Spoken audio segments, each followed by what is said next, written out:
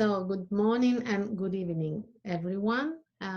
We are here from different parts of the world to for this round table, and we were expecting to meet you all and us all in person after a year and more of preparation online to meet in person in at the conference in South Africa and the World Conference of Music Therapy. And unfortunately, we find ourselves caught in this pandemic that has reached all over the world. And we choose to meet you virtually and meet us ourselves again virtually. We hope that this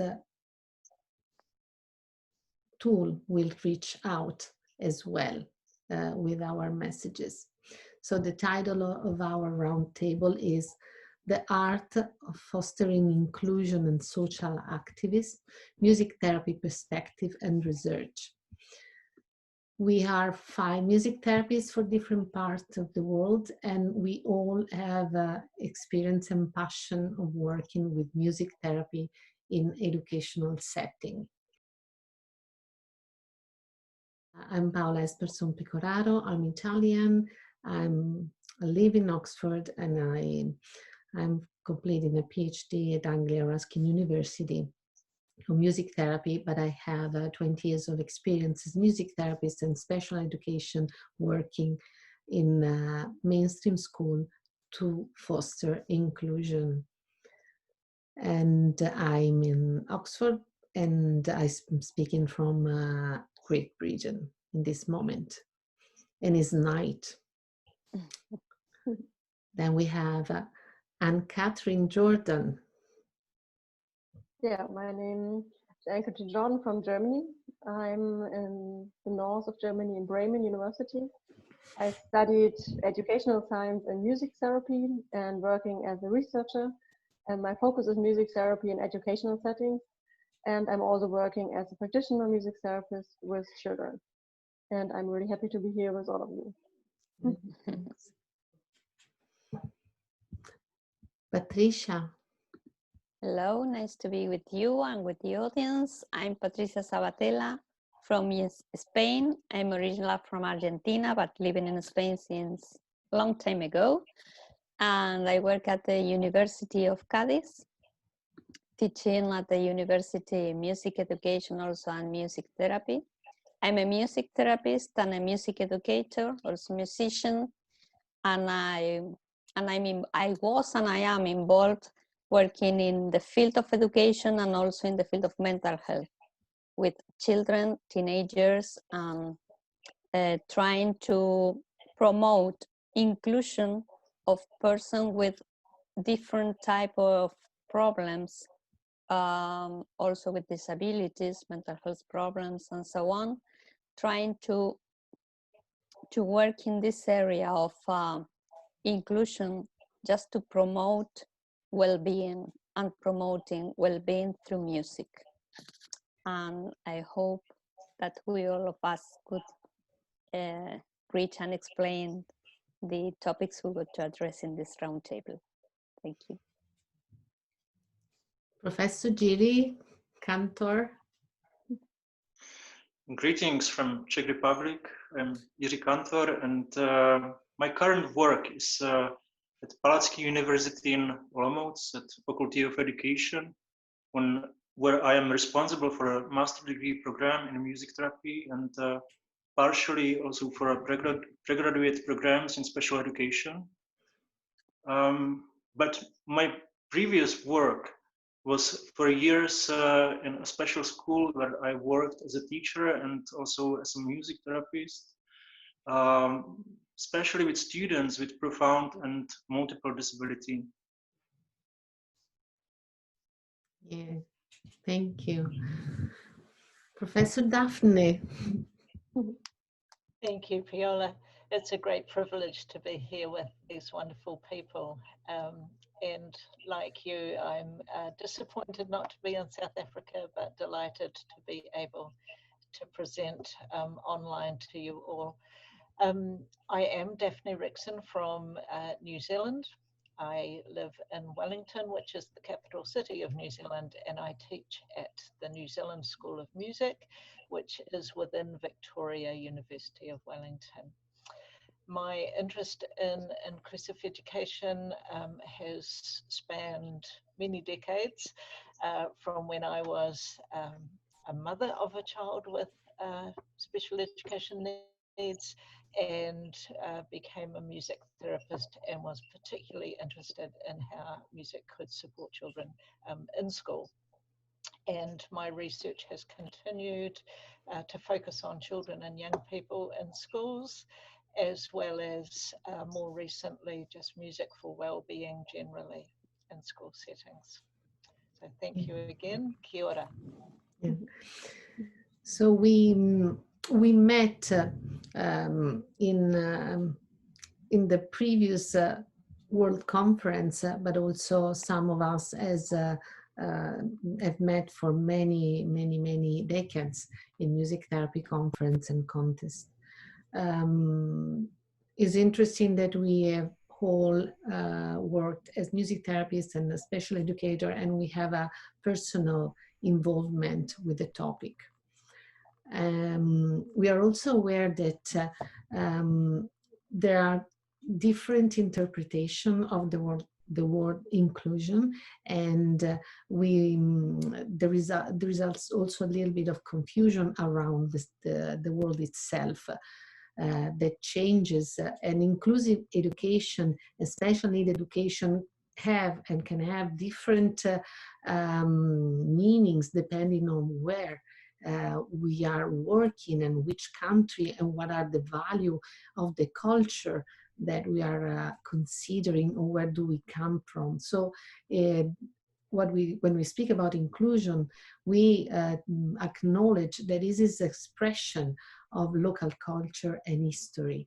And we are here to share what is our experience, and to share also our desire to develop the presence of music therapy more and more in education, in mainstream education, as a real privileged tool that facilitate the inclusive processes of all levels, not only inclusion of diversity or disability, but inclusion of any kind of diversity, which today is crucial for the world that we are living with.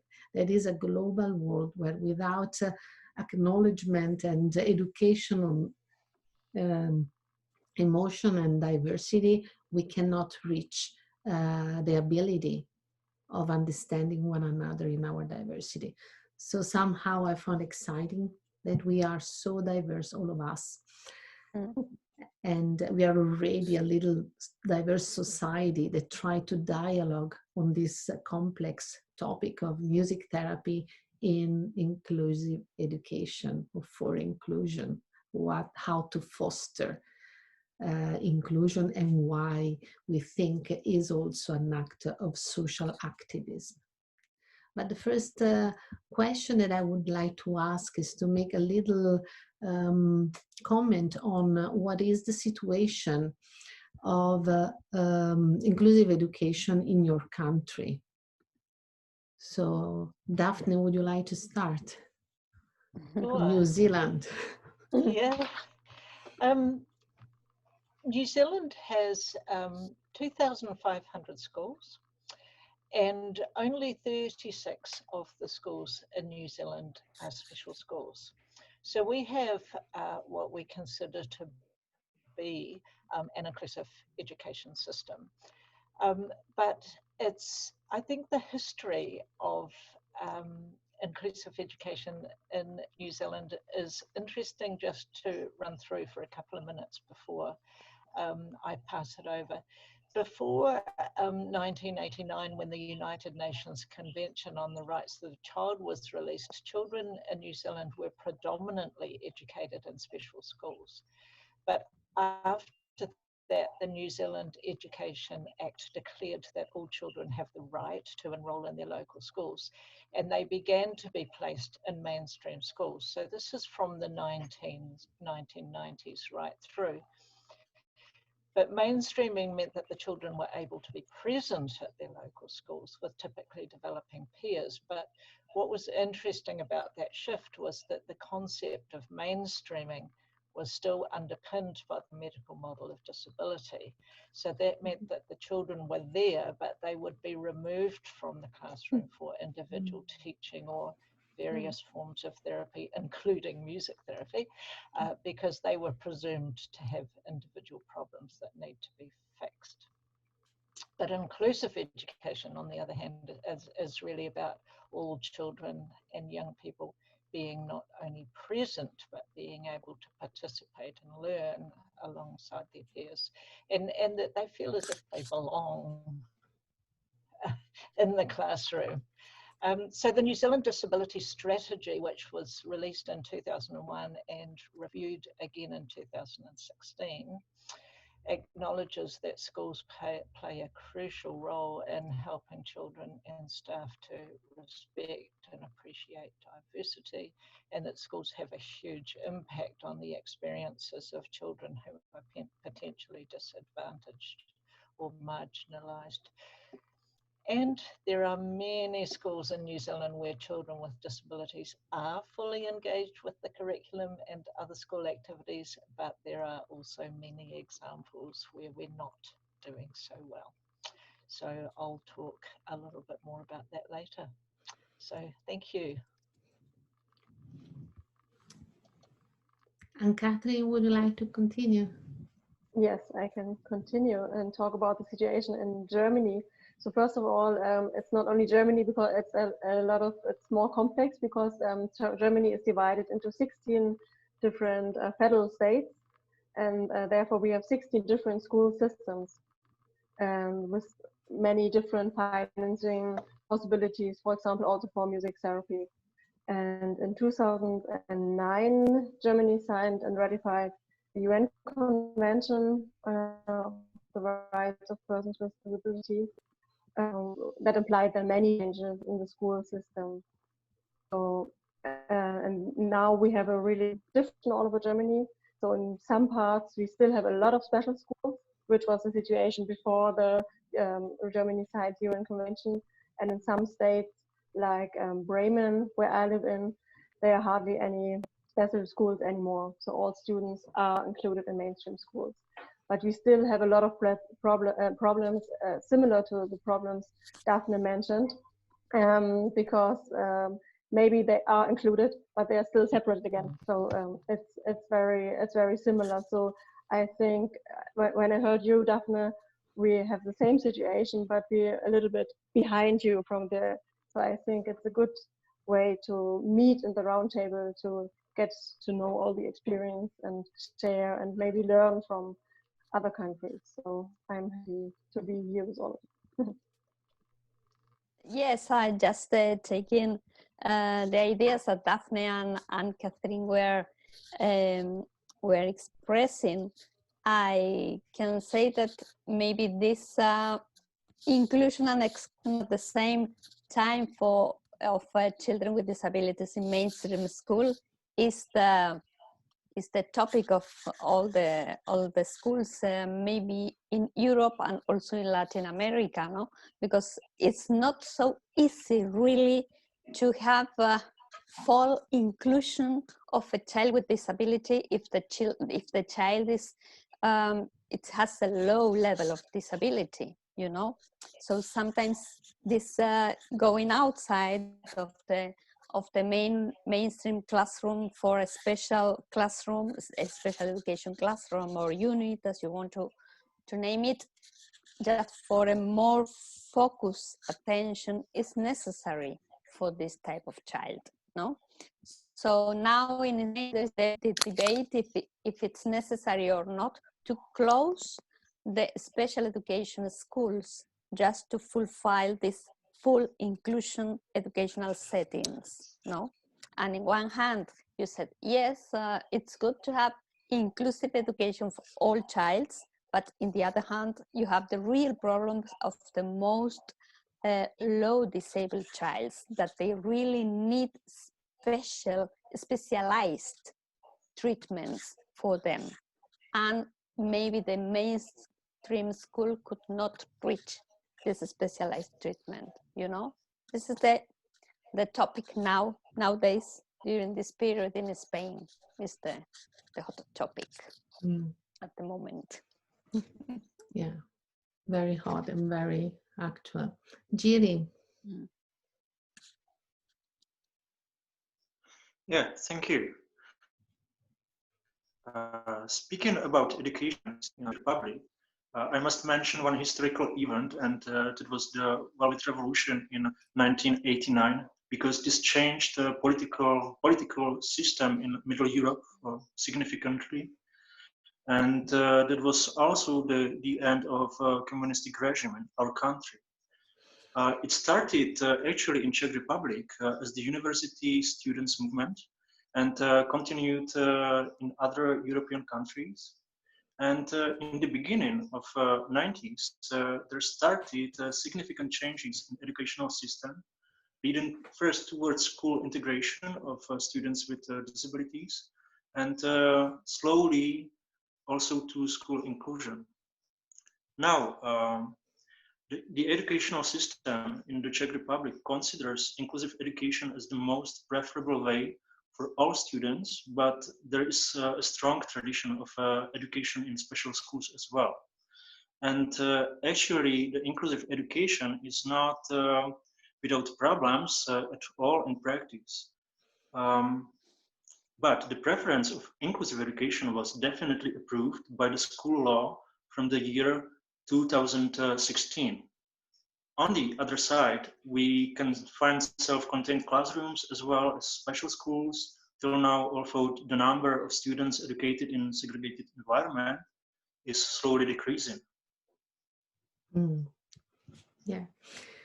So this is very interesting, and I feel as an Italian, so I would like to speak as for my country, Italy, and we have a 50-year tradition of full inclusion since 1977. We started the experimentation about and research around full inclusion during the 70s, and the result of the research at the time demonstrated that disabled children were developing much more if they were in regular school, because they could mirror themselves and have a model, a role model in behavior that was also bringing them to develop new skills. Of course, I want to mention that it is very important that we call it integrazione scolastica. And I would like to keep the name in Italian because integrazione scolastica is not integration in the way on the Anglo-Saxon terminology we refer to. So, but it is really the seed of a full inclusion, where everyone and the respect of the person is at the first place. And our program of the primary school, we are speaking about primary school especially, since 1985, the main objective was the development of the full potential of each child. So also the school start to understand that integration and inclusion were not just about learning disability or disabled children, but was about the diversity of each child that needs to be met in his own capacity, but really where the system need to make a change in order to make the inclusion possible, the integrazione possible. So what was, of course, is not always the case. I can say that having worked for 20 years in this double role of special educator and music therapist, and having run for 13 years a music therapy higher education diploma training. So I had also, I could see and witness all the students going and working in school and their impact for inclusive education through music therapy. That yes, there is a great possibility to have an impact on the system, but it's also true that the word inclusion is a specific role that must be set for the child and for the group. What does it mean, inclusion for that group? What is the goal for that group to include? What is the meaning? And then what is the meaning for the child that has special needs?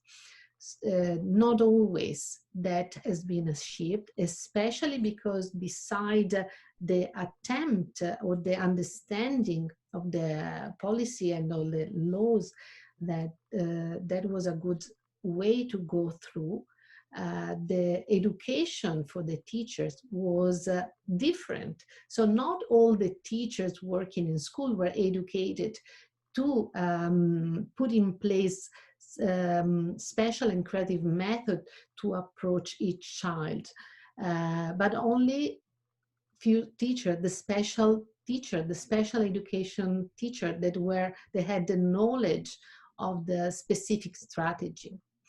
And this we can recognize today that has been one of the main problems to achieve really always in all schools and in all for every child a real fulfilling full inclusion.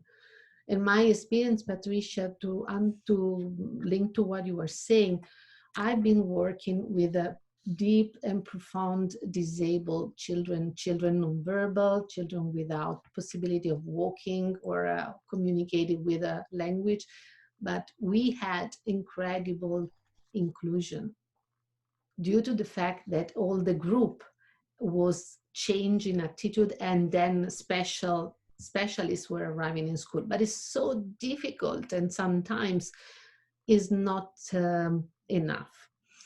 And another thing very important, in my experience of full inclusion, the one that have benefited the most from this presence have been the so-called normal children, because teaches about diversity in a way that you cannot be in denial of what is diversity.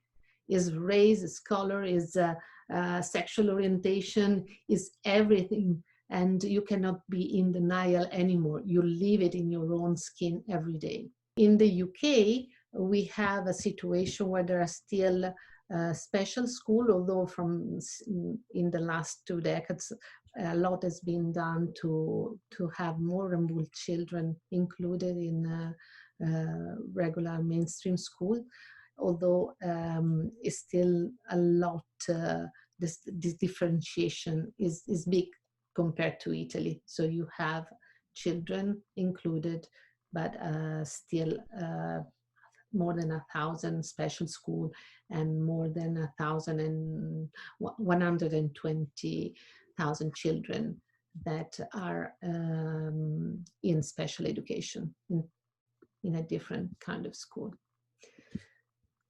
Another question for us, very important and very relevant for us, is what is the role of music therapy in education, and why we believe that this is as an impact for the society. And each one of us has a different experience in research. So maybe we can start to, maybe Catherine, you want to bring about your experience? So before I started my research project, I decided to conduct focus group interviews to ask the whole school members, so the students and the teachers and other people working at school, what are the needs, and on the one hand to ask for the needs, and also to ask for and also to get an idea if they would accept if they know music therapy, first of all, and if they could imagine to have music therapy in their schools and when and where. So that was the first step in my research. And so I found that there, of course, there are a lot of needs. So as I said, we're only at the beginning to have to an inclusive educational system. So there's still a lot of people, not a lot of special needs educators in the schools. So they have a lot of problems and they need some help. So I asked them, what kind of students are you thinking of when you think of maybe music therapy? And so I found different groups. So I had on the one hand children who are introverted, so have perceptual disorders, language difficulties, are restless, or have learning difficulties or problems at home. So there were different areas of children, but these were the children they emphasized the most. And so they could imagine to have a music therapy in individual or group settings, and in the morning program or in the afternoon, because we have a lot of all-day schools in Germany now, and so that's a good possibility to integrate music therapy either in the morning or in the afternoon. So that's the situation. And so now the second step was to develop a research program for the special group. So I started with a program called, in German, it's Durch Musik zur Sprache, through music to language. And it's a group music therapy program for students. I mean, for different students who have a problem with language, can be for different reasons. So maybe they cannot talk, or they're traumatized and they can have problems to get language. So that was the first research project I conducted, and now I'm working on another project for also the other groups mentioned. Yeah. If I may comment a second, is so important this what you're saying, because it's a way to notice how you can use music therapy with a specific skills to help the development of language. And this is a specific training that only music therapists have.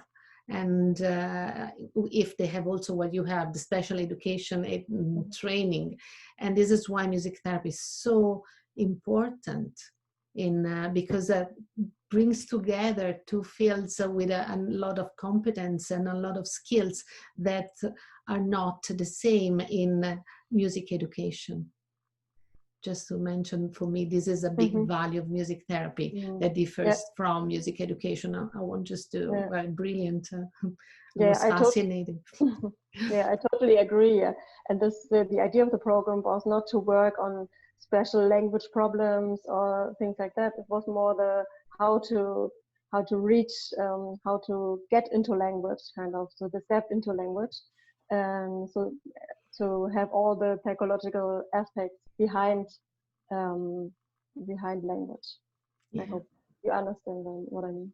Yeah. It was another beautiful experience of the Daphne. Your experience in New Zealand is also amazing.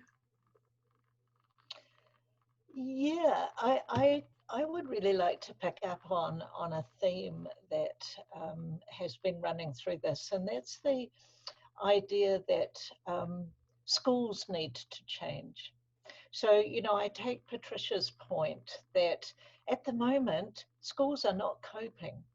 So, the child who has multiple disabilities or is being constantly bullied, I understand that we would say, let's take the child out of the classroom and give them something that's going to be really valuable for that individual child.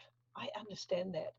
And I think if we are here to talk about music in schools for inclusion and activism, if we as music therapists want to be activists, it's up to us to work with those school systems to see how can we help the schools to be more inclusive of children who have special needs, or learning support needs, we call them in New Zealand.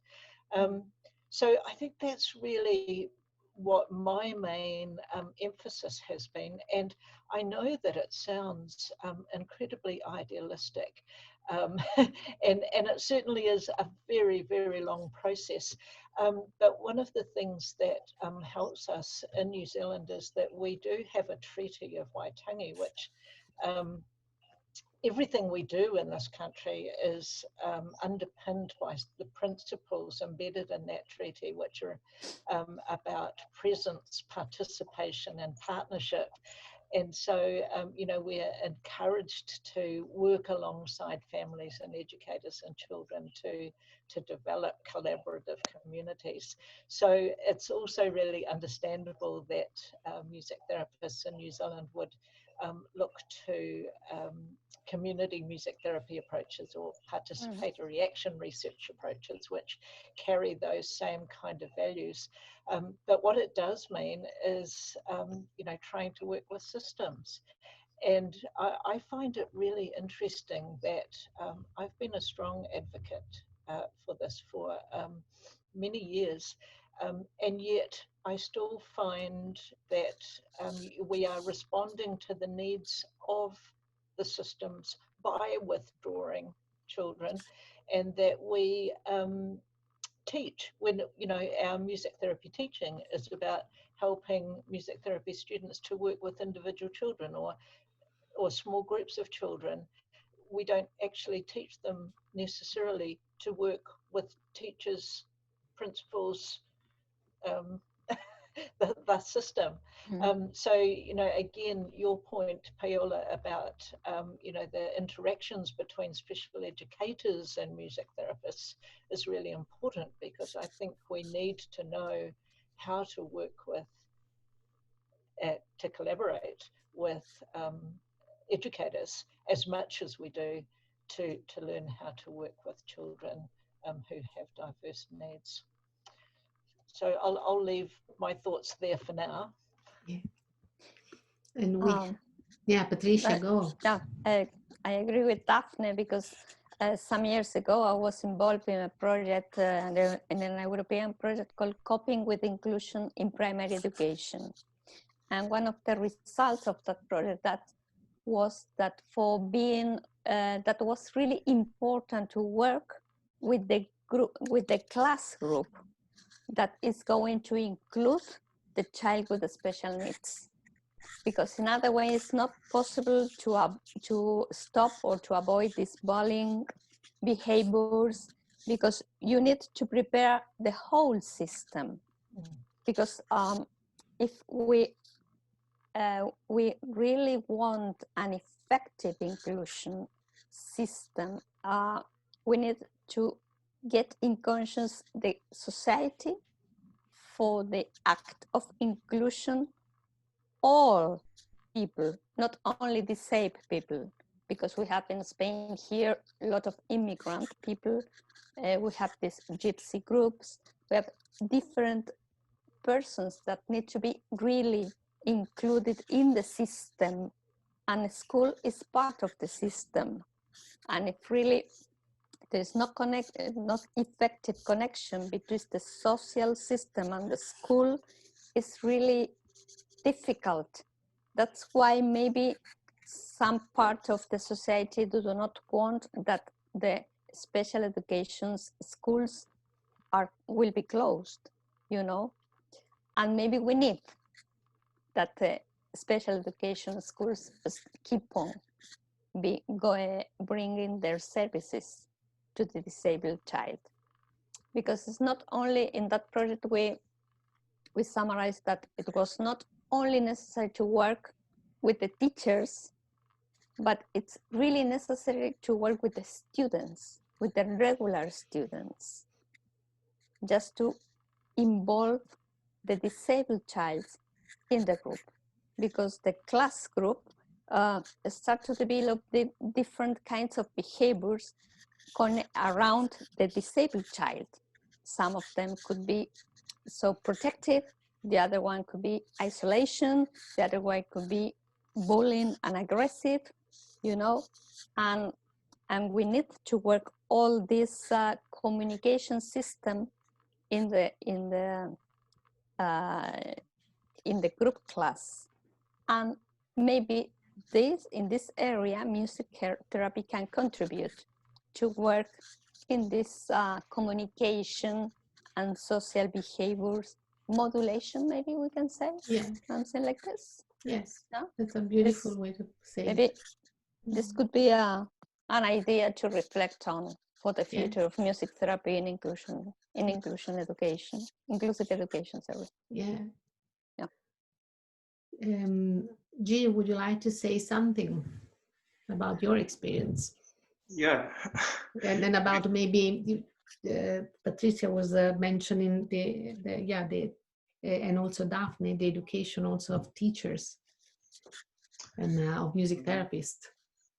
I think it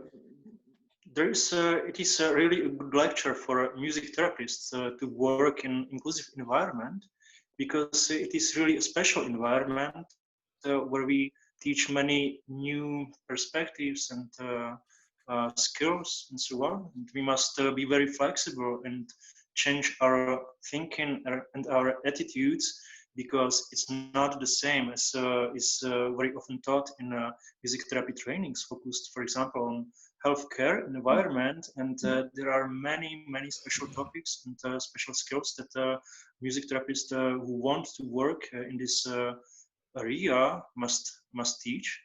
This is one thing that I think is very essential. And we don't know very much about this, comparing, for example, to music therapy that is typical for healthcare environment. On the other side, I would like to say that from my personal experience, because we very often speak about inclusive education as something new and something challenging. And sometimes we consider education in special schools as something safe for all the participants. But actually, it is not true at all, because from my personal experience, I worked mostly with students with very severe disorders. And we had the same problem in special school, how to integrate the students into self-contained classrooms, into the segregated environment, so that the experience is safe for all the participants, for all the students, but also for the teachers. And also the teachers face very serious problems with these students, with risk behavior, with a high level of aggression, for example, with echolalias and communication disorders, and many serious problems that are not easy.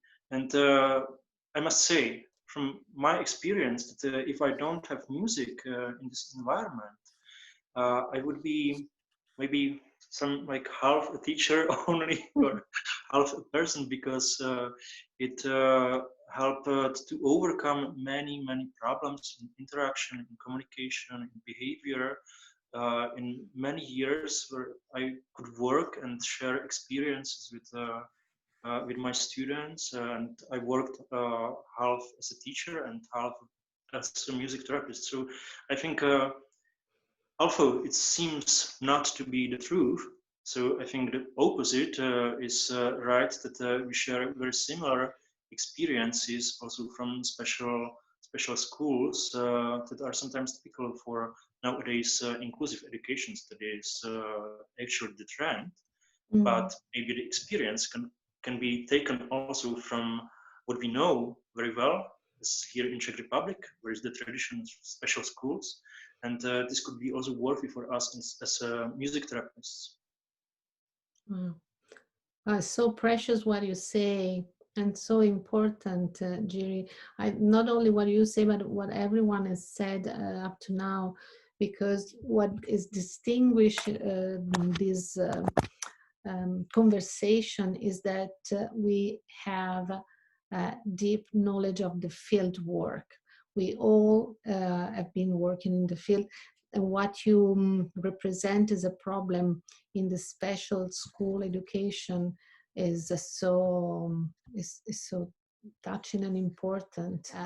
My research, I've been working all my career on what Patricia is saying, on groups, on the group class, to facilitate the inclusion process of the child or the children with special needs or multiple disability in regular mainstream classes.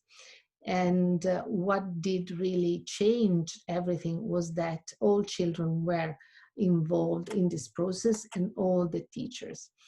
What I wanted to do with my research is to just make a deeper research of what I've been researching for years.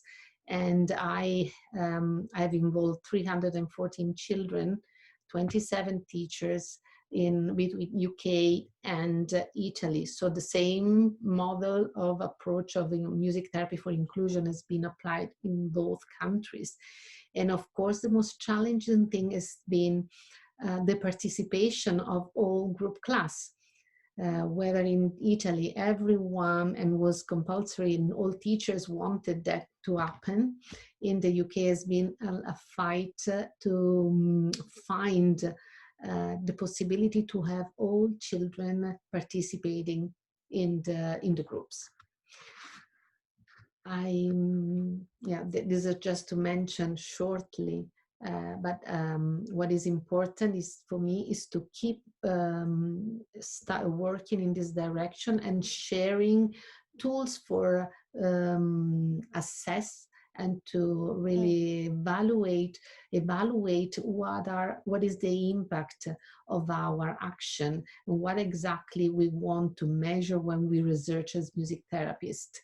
I think we, as a music therapist working in education, we are under the umbrella of the community music therapy, but still there is too little education and in music therapy for to music therapists that want to work in education, so in educational field, so and for music therapy for inclusion. So there is a lot of work that we could offer as music therapists to help this important stage for the development of human being from when they are children, little children, since when they grow up.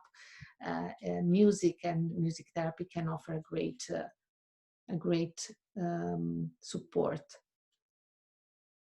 for communication and relation and developing empathy and developing the ability to understand themselves and the others. I don't know if someone want to, we are going really to need to conclude, but maybe someone want to say something. Daphne, I would be very pleased to mention the work that Katrina McFerrin and I did back in 2014. That book does have, it's a book called Creating Cultures of Music in Schools. And we used the values of community music therapy: mutuality, empowerment, respect, and commitment. And we used that also as a way of evaluating what was happening. We felt that, you know, thinking about how well-being is being embedded in the schools and how people think about the work, whether they're able to sustain it, whether we're actually changing the systems, are the things that we don't want to actually measure, because measurement is incongruent with that to a certain extent, but we can understand people's perception of how well they're doing in that sense. And so I just want to conclude with the thought that overall, being reflexive and thinking about why and what and how we're doing things, and being really brave about taking new approaches is really key if music therapists want to develop our practices so we can work in inclusive settings. Yeah. Thank you. Thank you so much. Thank you for, and I don't know if everyone wants to say something to conclude, but I think it's it's been a pleasure to work with you and to learn from you. Yes, really, what's the contribution of each of us really set up a global perspective of what is going on in different parts of the world. So we hope that this contribution to this Congress is really useful for the audience and for the music therapy community also, no? So thank you so much. Thank Hope you. to see you soon you. in person, face by face, face to face. Yes. And Kathleen, you wanted to say one word? You were saying something? No, I just when Daphne mentioned the book, I just came to my mind that we should think big as music therapists, I think. So we should really include the whole system. And for me, it's not including only the students having individual and group sessions, but also the teachers. That's what I learned from the book Daphne mentioned. And that's what I want to do in our project now as well, to maybe help the teachers to look at the students through a music therapeutic lens, if you know what I mean. So have a different view on the students to learn this and help. And this could be so music therapy could be really helpful for this. Yes. Thank you. Thank you very much. Thank you. Okay, I would like to say something as well. Go. Actually, this collaboration with these unique people as Daphne, Paola, Patricia, Anne, Catherine, and other people that were also integrated in our group was very precious also for me, because I can see not only from books but from personal meetings that there is a developing knowledge of music therapy in school environment, in changing how the knowledge how to change the system in a way that it makes the better place from the schools. And this is very important for me. I'm also a father of one of my son who has special needs, so I have some personal experience and perspective also in this. And this is there's a developing knowledge about music therapy in school environment, and I think our mission is to bring this knowledge to our students and to other music therapists and to develop it further on, so that it can be used as an effective intervention strategies and assessment strategy in schools. And yeah, I'm glad for if this group could contribute to this mission. Yes. Thank you, everyone, and thank you to the World Conference. And hope to see you very soon in person, and keep healthy and keep safe. Thanks so much. You too. Thank you. Bye. Bye. Bye. Bye. Ciao. Bye.